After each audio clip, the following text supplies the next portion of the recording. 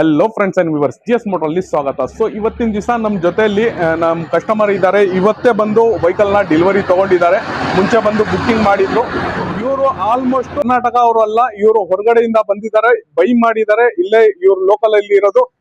ಇವ್ರ ಕಡೆಯಿಂದಾನೇ ಮಾಹಿತಿಯನ್ನ ಪಡೆಯೋಣ. ಇವ್ರಿಗೆ ಕನ್ನಡ ಬರಲ್ಲ, ಹಿಂದಿಯಲ್ಲೇ ನಾನು ಮಾತಾಡ್ತೀನಿ, ಹಿಂದಿಯಲ್ಲೇ ಇವರು ಉತ್ತರ ಕೊಡ್ತಾರೆ. भैया सबसे पहले आपका नाम? मेरा नाम जीवन कुमार। आप कहाँ से हो? मैं उड़ीसा से हूँ। मेरा स्टेट उड़ीसा है। हाँ। मैं इधर नशापुरा इंडस्ट्रियल एरिया में काम करता हूँ। हाँ। और मिंडाली गांव में रहता हूँ। हाँ। यूट्यूब से वो अन्ना का वीडियो देख के, शोरूम का वीडियो देख के इधर आया था। हाँ। और गाड़ी चलाया, मेरे को बहुत अच्छा लगा, अच्छा फीलिंग्स आया। हाँ। इसीलिए मैं बुकिंग करके गया था।